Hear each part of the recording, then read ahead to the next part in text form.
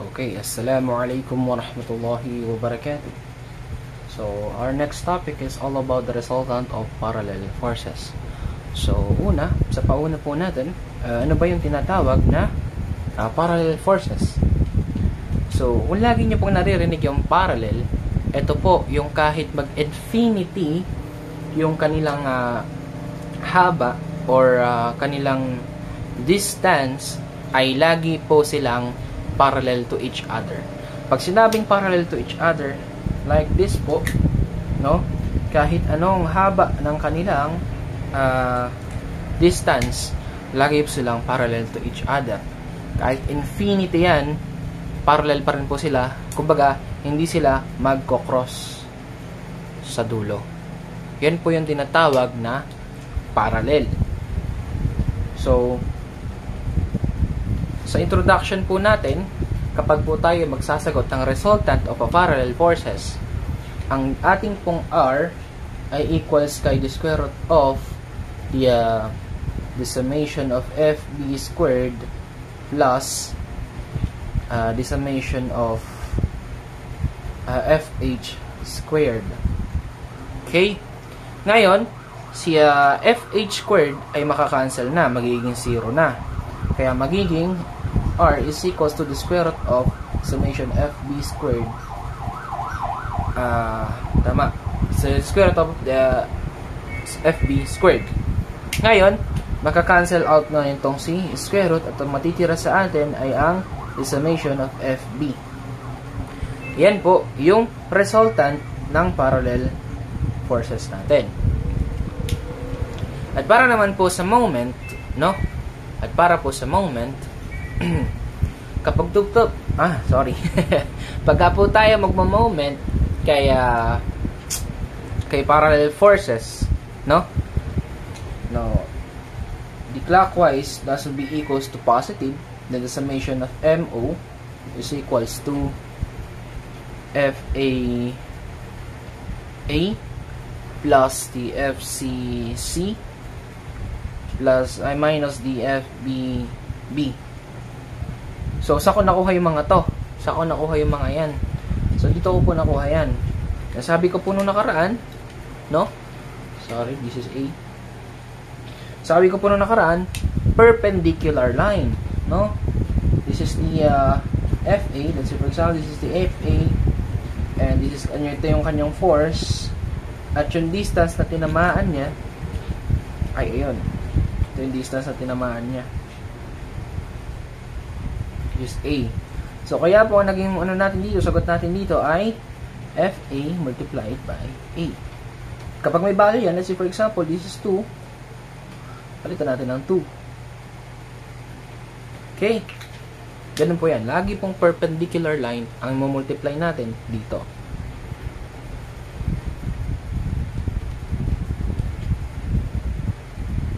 Okay.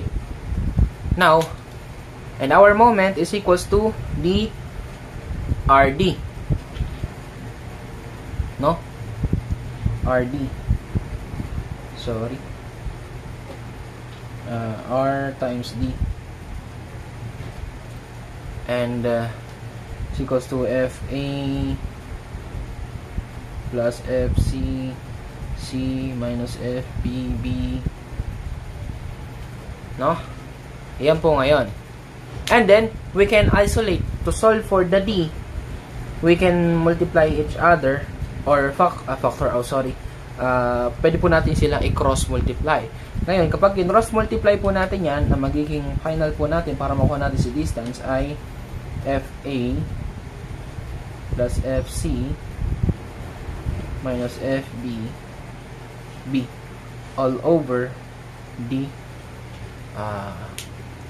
resultant. So, ito po yung gagawin natin o magagamit natin mamaya to solve for the distance, no? At yung resultant. Ito po yung formula na gagamitin natin para makuha yung resultant and distance. Now, may tinatawag po tayong distributed load. At yung nakikita nyo pong nasa board natin, ayan po yung tinatawag na distributed loads. So, in the first, no? Kung makikita niyo po, para po siyang bar or para siyang tabla. Yan po yung tinatawag na uniformly distributed load. Bakit po uniformly? Kaya po uniformly, kasi simula dito hanggang dito, pantay-pantay lang po yung kanyang loads na binibigay. Okay? Ito po ay tinatawag na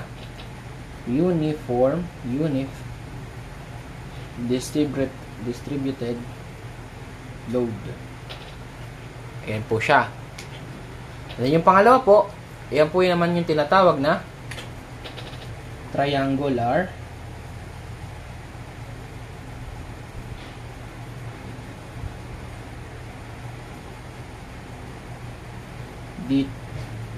load. At yung pangatlo, trapezoidal load. Now, kung mapapansin nyo, yung trapezoidal distributed load ay pinagsama lang ng uniformly at triangular. Bakit ko nasabi yun? Gawa tayo ng separate drawing. Eto siya, no? At meron siyang paganon. Pakihan lang natin para mas makita. Kapag nilagyan natin yan ng forces,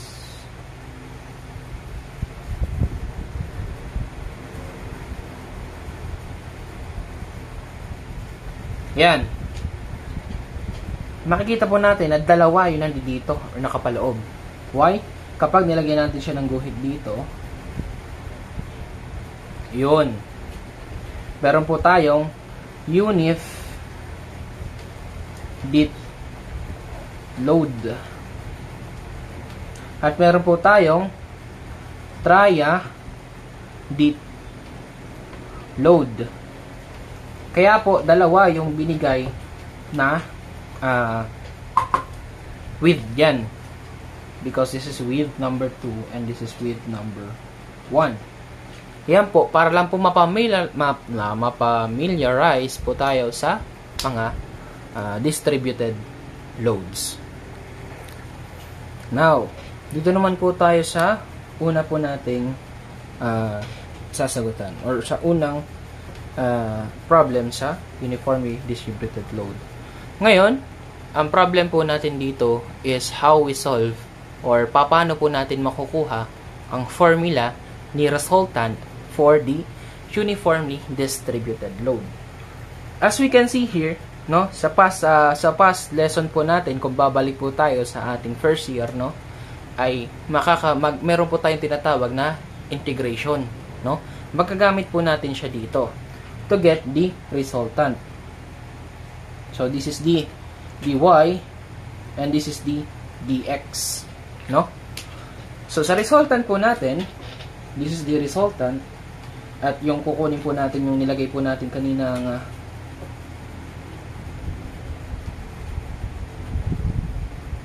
bar na yan, no? This is dy and dx. And as we can see here, that dr is equals to y vx.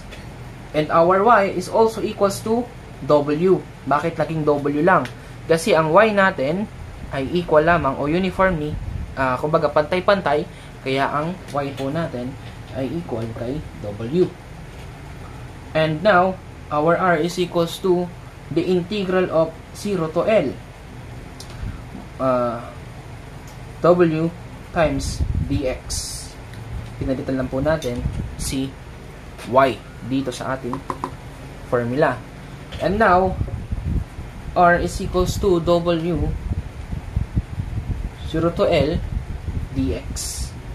Isolate the constant. We can consider w as constant, kaya po nilabas po natin sa integration sign. And then, our r is equals to w multiplied by x, no? 0 to L. And now, our r is equals to w multiplied by L. So, ito po yung formula natin para sa resultant ni uniformly distributed load. So, hindi pala kita sa camera. Sorry. Angat natin. R is equals to WL. Ito po yung nakuha nating formula for the resultant of this problem. And now, to get the distance para po sa ating uniformly distributed load, ay matatagpuan po natin siya dito. Okay, this is the X. No? So, alam po natin na the summation of MA is equals to R times D. Ne? And we can do this. R times D is equals to Y dx. Multiply it by X. And then RD is equals to W dx times X. And then RD is equals to the W and the integral of 0 to L X dx. And then RD is equals to W multiplied by X squared over 2 from 0 to L, and RD equals to W multiplied by L squared over 2 minus 0 squared over 2. Therefore, our RD is equals to W multiplied by L squared over 2. And as we can see that our R is equals to WL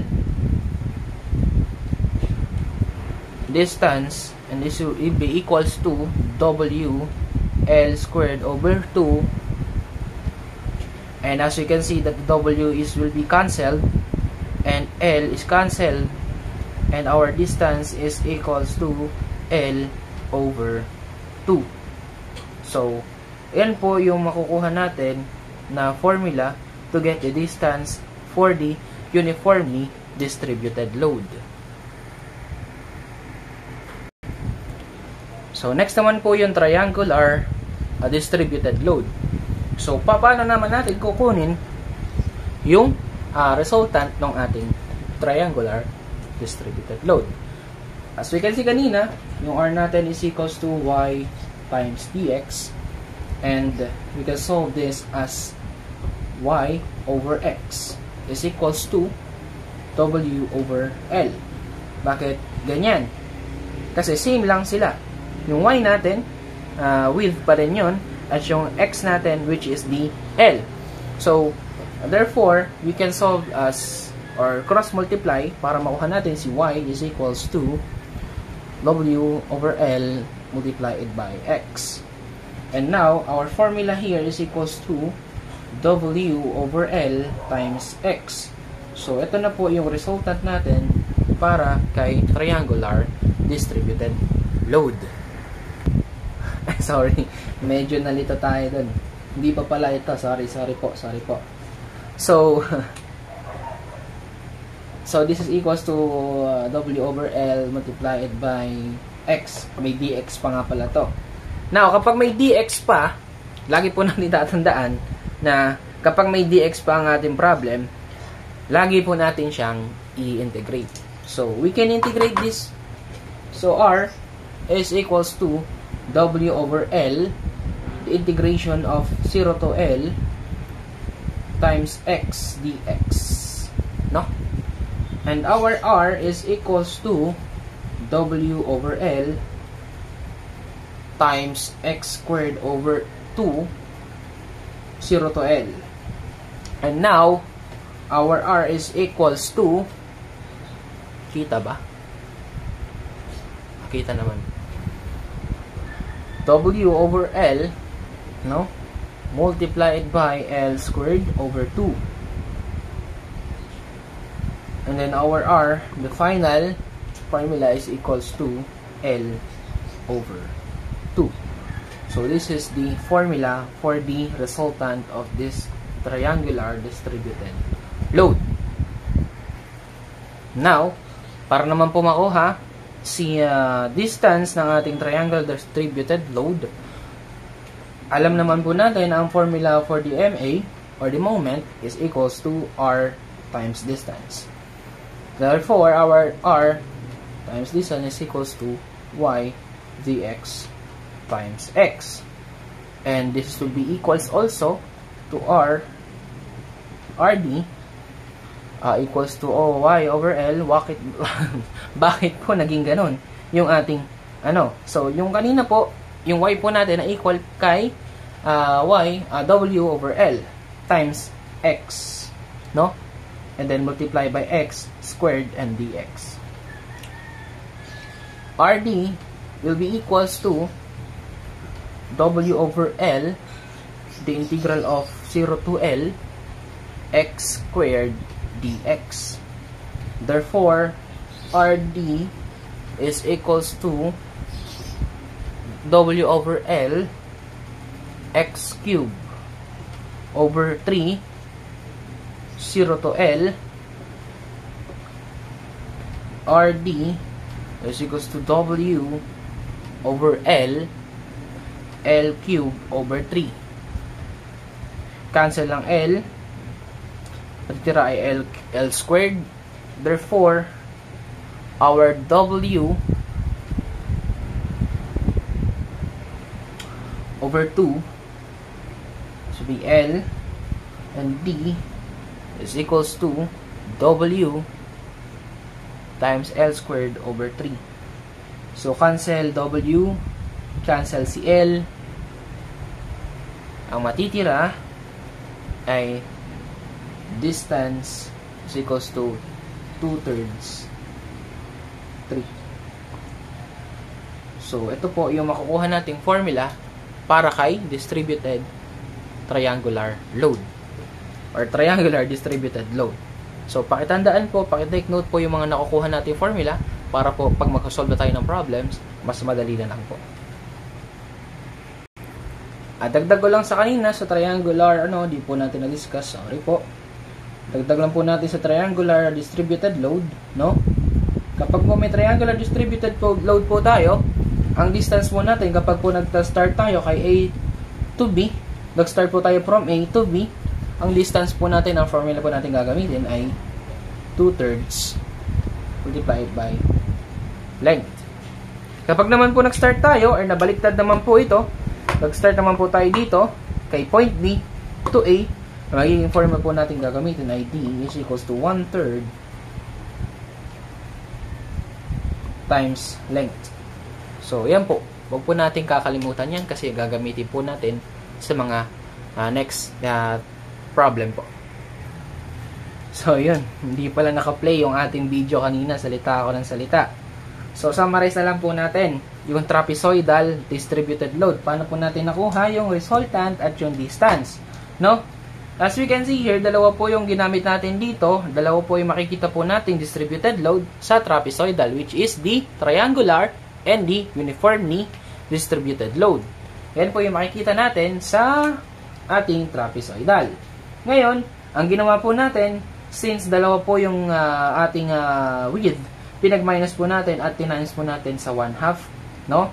And then, inadlab po natin yung resultant dito, which is, pares naman po sila ng direction, kaya po nag-R1 plus R2 tayo.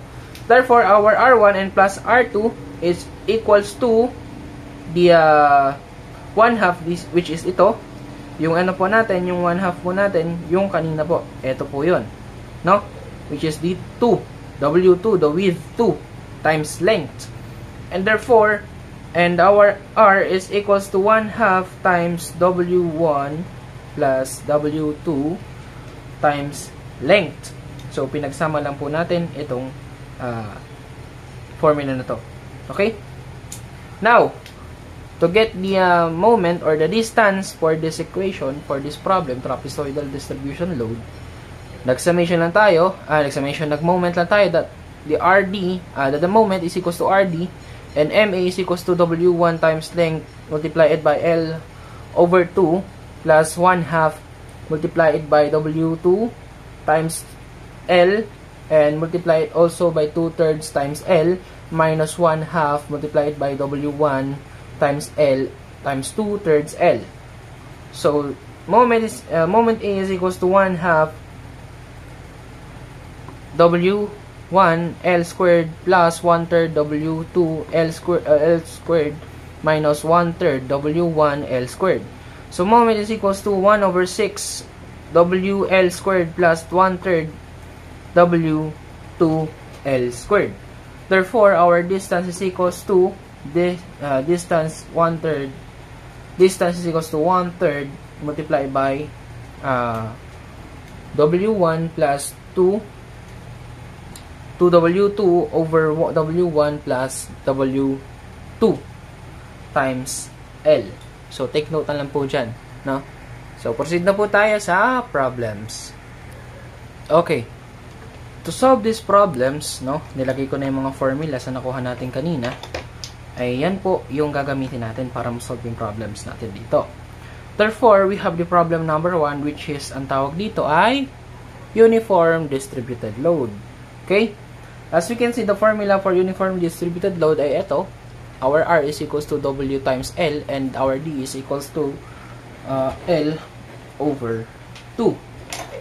So, ang lagi po nawawala sa atin ay yung tinatawag nating resultant. Sorry sa boses. Resultant. This is the resultant. And our point A to our resultant will be the distance. Now, our R is equals to what?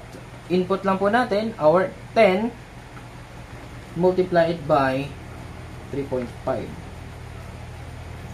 Yan po yung ating kilonewton. Yan po yung ating tawag dun? Ano tawag dun? Sorry. Yan po yung ating resultant. Sorry. So, bakit pa nawala yung meters? Kasi, ang ating pong 10 ay kilonewton over m, and multiply natin sa distance, which is the meters, that will be cancelled out. Okay? Kaya po naging kilonewton na lang. So, for the distance, that will be equals to the length over 2. So, 3.5 over 2. Our answer is 1.75 meters. So, yan po yun sa problem natin, number 1. So, number 2. For problem number 2, hinahanap naman po si resultant, which is na malapit siya dito, no? At yung distance niya ay nandito daw. Okay? So, nag-start tayo from A to B. So, ang gagamitin natin ay yung 2/3. Kapag nag-start tayo from B to A, ang gagamitin natin ay 1/3. So, to solve for the resultant, so we need the we equalize the width, so multiplied by the length, 8 meters, and divided by 2. So our R is equals to 32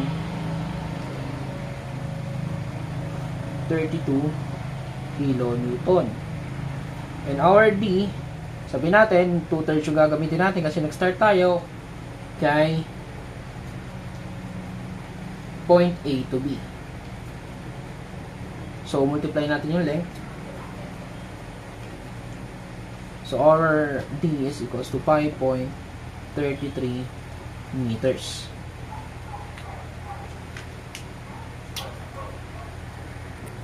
So, our last problem is the trapezoidal distributed load. So, napaka-basic lang nito kasi i-input lang natin ulit yung problems dito sa ating formulas, which is, ito yung gagamitin nating formula for the trapezoidal load. Now, kung makikita natin, hanapin ulit natin yung the resultant and the distance. Okay? So, pag hinanap natin yan, maglalagay lang tayo ng, kumbaga, predicted lang. Maglagay tayo dito ng isa for the R1, then maglagay tayo ng isa dito for the R2. And this is the our last resultant. So, kukunin natin yung distance nito. Ito. At yung distance nito, simula dito. Kukunin natin yung distance nitong si R2 natin. So, lagyan natin ng ganun. Ayan. Distance. So, kukunin natin ngayon yung tinatawag nating resultant. So, our resultant here, input lang natin sa calculator directly kasi may formula na tayo. So, 1/2 multiplied by 25 kasi 15 plus 10, 25. So, 25 plus our W2 or width 2 is 15. So, 15 multiplied by the length now. Our length is 6. So, equals, wala palang ganun dito sa calcio. So, equals 120 kilo Newton. Downward. Okay. Huwag natin lagyan. Distance natin, ang sabi, ay input lang natin ulit. So, 1/3 multiplied by 25